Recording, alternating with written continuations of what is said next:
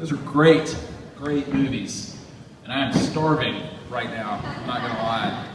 That was fantastic. Yeah, just to have these filmmakers here is just a real treat for all of us and anyone who comes to Sidewalk in general. But I thought this was a really special lineup. And hi, hey, how are you?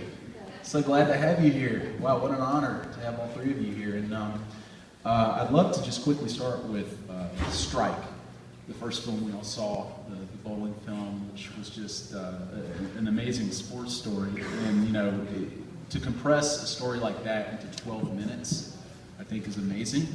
Because this is a movie that you could have made a feature out of easily. And I'm just curious, I mean, how, you know, do you consider it a challenge to tell the story in 12 minutes or however much time you have? What kind of challenge is it for a filmmaker to compress a story that's just substantial as that into so limited of a running time? Hi. Yeah, first off, thanks everyone for coming out. Yeah, with Strike, I mean, there was a lot. It was a challenge. It was, I mean, I think my first really rough edit was about an hour and a half long. Of just all the raw interviews and kind of some sort of structure. There was a lot that was left out that was just kind of too complicated to explain, like that period where he quit bowling. He actually became a hairstylist and started cutting hair. And then he got into golf and wanted to be a pro golfer, but he realized he could never be at the level he wanted to be at, so then that's when he got back into bowling. But he actually does still cut hair in his little pro shop, his little room in the back. A little haircutting room. Yeah, so there's just a lot of little things like that were cut out, but I mean, the main idea was just kind of keep the thread of the story and that bowling night, and then some stuff about his backstory. So yeah, I mean, it's a lot editing. Anybody have a question? Strike? Yeah, Strike bowling, I mean, any questions? You know, bowling is just, to me, fascinating. Somebody who's just a fan of the sport, and movies about the sport, obviously, you got something like Lebowski or whatever. But this to me is a new epic bowling movie. It's just an amazing story. And like, I don't know how rare the 900 is, you know, and it just seemed like a great opportunity for him. But you know, how you found him, your subject. I'm curious. I mean, how did you come across him personally, and what compelled you to tell the story? And obviously, it's held up as this, but why did you? Yeah, I came across the story. I read an article that was from a Dallas magazine that actually told the whole story about that bowling night. And I knew the author from another project, so we connected, and then he got me in touch with Bill. When I read the story, actually, I missed the subheading, which actually gave away that he didn't make the 900. So when I read the story, I thought it was a story about a guy getting the 900. And then when I found out, when I read the part where it's like, oh, he left the last pin at the last frame, the last shot standing, it was like that. You know, if someone just got a 900, it's like, all right, that's a good achievement, but it's not that. It's happened 21 times already. It wasn't that amazing, but it's like for like the last pin, like the worst pin that could ever be standing, and that moment, you know, just makes it so much more interesting. The funny thing is, well, he doesn't find it funny, but there's been 11 899s bowled in history, so the 899 is actually more rare than the 900. He doesn't, yeah, that's not much to say about it. That's great. Well, Wicked Kittens. I personally, maybe people are familiar with competitive jigsaw puzzling, but this is the first time for me as well. So yeah, again, first question: where did you find competitive jigsaw puzzling? Yeah, that's always the first question. Yeah. The producer of the film, a guy named Mike Schultz, runs a film festival that another film of mine had appeared in, and we were having dinner, and he mentioned that his girlfriend competes at jigsaw puzzles, and I stopped him right there and said, "What are you talking about?"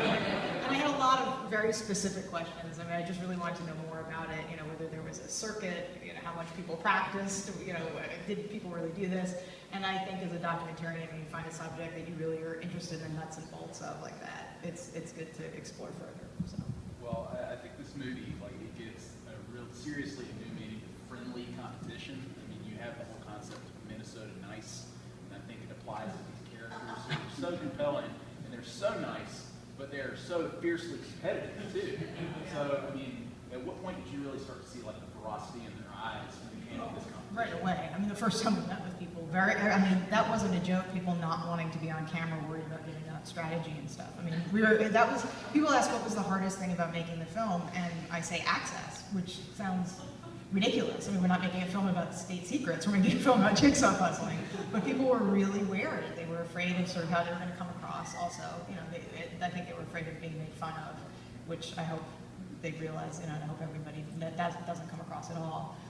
But also they were really worried about strategy being given away. So. One of the lines I loved so much was from the Dark Horse scene.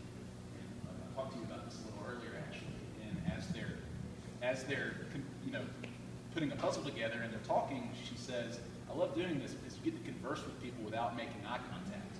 And, is that a concept that you identify with, or something that appealed to you as soon as she said it? Well, not the sentiment. I mean, I like making eye contact with people. I'm finding it a little hard with the slide in my face, but I do like making eye contact. But what I loved that moment, because what we tried to do differently than other competition documentaries is we didn't delve a lot into people's personal lives. They kind of bled through at different points, but we really wanted to make it about jigsaw puzzling and be kind of really sort of strict about that and let how they interacted with the puzzles sort of be more revealing about people's personal lives. So in moments like that, when you really get a sense of Leslie's, you know, sort of inner life and her shyness, especially growing up, but she's still talking about it in the context of the topic, I thought those were kind of moments that appealed to me the most.